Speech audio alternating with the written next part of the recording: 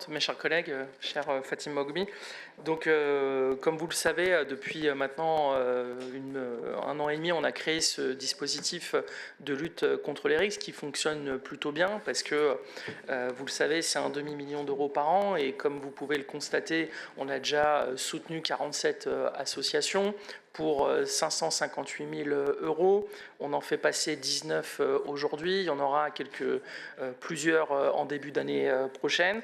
Et vous pouvez le voir en plus que c'est une ligne budgétaire qui est exécutée. Donc ça veut dire que c'est un dispositif qui fonctionne bien. On a autour de Jean-Marc Mormec et nos services eh bien, des agents de terrain qui vont au plus près eh bien, des associations pour connaître et faire remonter l'ensemble eh bien, des avis et puis pour repérer également les petites associations qui travaillent justement aux alentours des lycées, mais aussi au niveau du collège, parce qu'on sait que la violence elle est de plus en plus juvénile.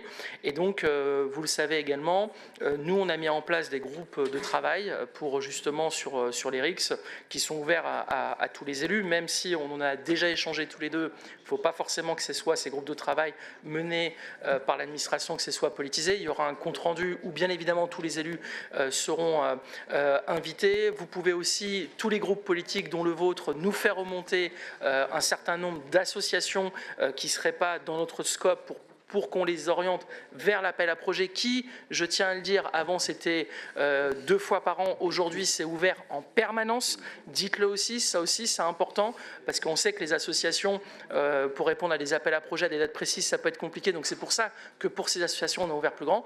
Et puis nous avons les commissions, la commission jeunesse et promesses républicaines, dans laquelle on peut discuter des arbitrages qui sont menés par les élus et par les services, et à ce moment-là vous avez toute la plénitude en fait, pour nous dire si les dossiers vous conviennent ou nous faire les propositions. Donc, moi, je suis obligé de demander le rejet de cet amendement, mais en tout cas, le dialogue sera toujours présent de notre côté, parce que la lutte contre les risques, c'est un sujet qui est transpartisan, on le doit à notre jeunesse et on doit faire en sorte qu'ils vivent dans un cadre de vie idéal. Je vous remercie.